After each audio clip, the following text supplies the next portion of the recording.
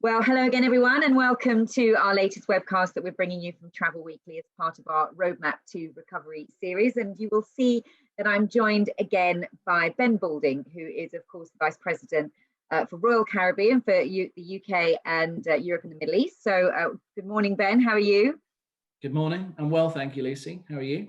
Yeah, good. And well, of course, we've asked you to come on to speak to us today because you've just announced that you're going to be bringing Anthem of the Seas to Southampton to join the flotilla of other cruise lines that are going to be sailing around the UK. Great news. Anthem's such a popular ship. And we were kind of waiting for an announcement from you. It's taken a little while, but you're here at last. Tell us all about it.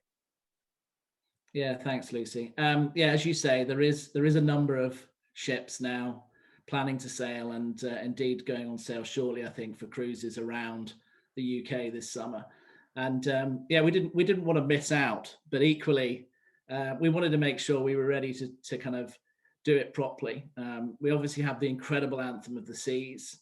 It's been outside Poole Harbour for most of the year, so I think people know that we had a ship in the region, and it's a great ship to do cruising around the UK, ironically, from a point of view that we've got loads to offer on board. I mean, it's just a fantastic ship to kind of be on board. However, we are a larger ship, so the ports we can go to are slightly limited. And from a destination point of view, we're sort of hooked into Liverpool, Belfast, Kirkwall, which of course is not massively differentiated from what else is out there. But I do think there'll be lots of people keen to come on board the incredible Anthem of the Seas. So, well, I guess that's the point, isn't it, Ben? Because the ship is, got so many features. I guess that's what you're going to be pushing. That it's the holiday in itself, just being on the ship and being able to enjoy all the different facilities on board. Yeah, it's incredible for families and for adults alike. It's got the most insane lineup of entertainment, I think, of any ship in our fleet. And of course, we've got iFly, we've got Flow Riders, we've got the Seaplex with Dodgem cars. It's a great ship for indoor and outdoor because it's also got an indoor pool, which very few of our ships in the fleet actually have. So, of course, it's perfectly suited if the weather isn't ideal. And, of course, in the UK, who can plan for it being ideal all the time? So we're happy with the ship we've got. We're happy that we've been able to stand something up. It's important that we start to continue to build the momentum, and Royal has been able to make a number of announcements over the last few weeks, which has been really encouraging. Yeah. Now, you mentioned that Anthem was great for family, children and adults. And I think let's just talk then about the requirements that you're going to be putting in place for people to sail, because you are going to be able to have children on board, aren't you? Explain what you're going to be asking. Yeah, so for adults, we are asking that all adults are vaccinated. And that means they've had both vaccinations and they've had the required period of time, the 2 weeks post their second vaccination, for that vaccination to kick in. So 2 weeks, that's different. Lots of people are asking just for 7 days. So you're asking for 2 weeks, yeah? Yeah, so we're asking for 2 weeks since that point. So we're really clear on that, and we'll publish those details for when we go on sale next week. And then for children will all be required to be tested. And of course, the whole piece around children testing, I think, is less onerous to us all now because, of course, our kids are having to start to be tested to go to school. So I think we feel more comfortable about the fact that we can test kids more regularly. And we think it's more palatable nowadays than it perhaps was even a few weeks ago before they were being tested for school. So and will it just be a test? Will it just be a test? Sorry, Ben. Will it be just a test at, before they get on board, or will there be requirements to test on board as well? At this stage, we're thinking testing before boarding. We will confirm this for when we go on sale next week. We're also in discussions with Public Health England and the DFT around the requirements, etc. So there's still more details to be ironed out. But in my mind, it's testing pre-cruise. Okay. And then you're also going to have your crew vaccinated as well, which is interesting. Yeah, I mean, I think it's interesting. It's what we want to do. All adults on board, we'd like them to be vaccinated. We want to minimize the chances of anyone being poorly on board our ships. And of course, the vaccination in itself doesn't prevent you from catching COVID-19. It hopefully just prevents you from getting really sick. And of course, the data suggests that children are not so susceptible to the symptoms of COVID. So what we're just trying to do is create the safest possible space. And it's of course important and critical we keep our guests safe, but also we've got to keep our crew safe because they're the ones that are on cruise after cruise. So for us, it's a really important step, and we're delighted to have been able to achieve that. Okay, that's brilliant. All right, now tell us when these sailings start from and how long are they going on until? So we're going to start on the 7th of July. And actually we're starting with 2 4-night sailings. And I'm delighted to say we're also going to give away 999 cabins to the Blue Light Card membership. And really as a nod to the amazing work of the emergency services, our beloved NHS, the social care sector and so forth.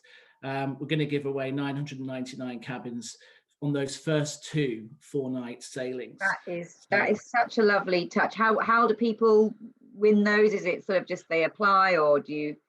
Yeah, we're going to do a ballot. So from the 13th of April, people will be able to enter a ballot, and then we'll do a draw at the end of the month. I think the reality is there's way more people doing great things than 999, but we had to do a kind of number that we're comfortable with. And of course, it's cabin numbers, so it's not just guest numbers. So what we want is staff of the NHS to have the chance to take their family on a holiday and a break as a bit of a thank you. So we're going to do that on the 2 4-night sailings. And then we start a series of 5, 6 and 7-night sailings around the UK, which we will run right through until the end of August. And then I'm hoping that as we get towards September, the signs for more international cruising from Southampton may be improving, and we may be able to get back closer to what our published itineraries are. Okay, that sounds interesting. Now, I thought I was just thinking about going back to the vaccination. The fact that perhaps some adults won't be vaccinated in time to take your sailings, but I guess there's an opportunity there, isn't there, for grandparents who will be vaccinated to maybe take their kids away? Is that something that you might be able to promote? Yeah, I mean, it pains me. On the one hand, I mean, I sit firmly in the camp of sort of a frustrated cruiser at the moment, because my kids have obviously grown up with cruise over the last 7 or 8 years, and I can't take my kids on because I've not been vaccinated. So I haven't even got a date for my first one, so I don't know when I'm going to get done, but maybe I'll be done by September. I don't know. But I can tell you what, if my parents are up for it, they can take my 3 kids on board Anthem because they will have had their 2 jabs, and my kids can be tested, and they can just give us a break, because having had the kids home for this long and with homeschooling and everything else, I think there's probably many of us that are in that camp where, frankly, the chance to offload them somewhere, anywhere, would be great for a few days. I'm loving your thinking. Maybe that's the sales opportunity I need to get everyone focused on. No, get agents to promote to all the grandparents out there. I'm certainly going to be calling my parents as soon as this webcast is over, Ben. I do like the idea.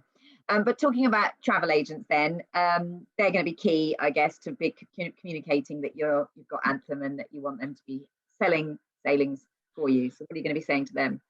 Yeah, I mean, we've obviously been we're very reliant on the trade in the UK and the travel agents, and we've recently obviously announced our program in Cyprus as well. So I'm delighted that we've managed to tie both to go on sale on the same day. So on the 7th of April, which I think is next Wednesday, we're going to go on sale for both programs. So I think it's a real opportunity for the travel agents to pocket some cash, get some money in the bank this side of Christmas. And these are sailings that you can book now and then sail this year. So I think that's what the trade have been desperate for. It's one thing telling them, oh, sell a holiday in 22, 23 and take a small deposit now. It's like, it's not really helping them. So I think this resurgence of kind of holidays that people can book and pay for and go on this year is critical to the well-being of the travel trade. So I'm delighted to be able to contribute to that. And for us as a brand to have a couple of products that they can really get stuck into. And I hope that both of our products that we've stood up for them will attract good interest. Yeah, absolutely. No, I mean, that is absolutely critical, as you say, for the trade. And of course, you mentioned earlier on, you've made these announcements, obviously Cyprus, you also announced putting a ship in Israel. And of course, you've been operating some cruises out of Singapore for some time. So I mean, you've got experience in doing and operating safely, so that's the first thing. And what's the reaction been like to the Cyprus announcement and the Israel announcement? Have you, I mean, are people, you know, pre-registering, desperate to get on board? What's been the case? Yeah, I mean, I think you've touched on a few programs. The Singapore program just keeps getting better. Our sales curve for Singapore has just gone like that.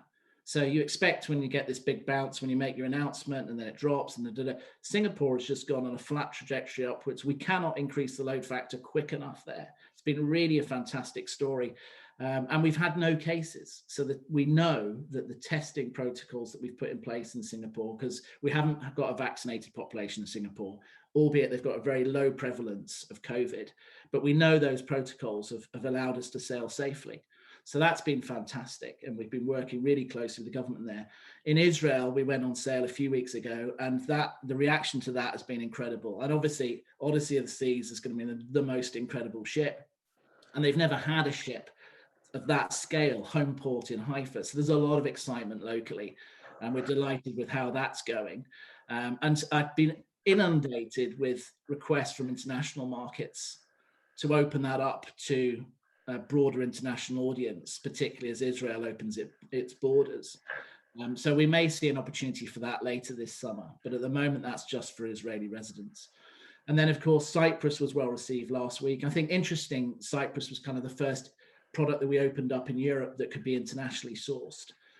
So that brings complexity with air and all the other things, and we've lots of protocol work to continue to work through. But we're really encouraged by the reaction to that program, and I think it's going to be great. And the reaction to that, not only from the UK but across Europe, from Germany, the Netherlands, even from Russia, the demand has been excellent. So that looks good. And of course, we've now got Anthem. So it feels terrific to have 3 programs operating in the region of EMEA. And then, of course, we've also got this great news coming from the US around the Bahamas, Bermuda, and so forth. So fingers crossed, it's baby steps, but it feels good to be making steps forward.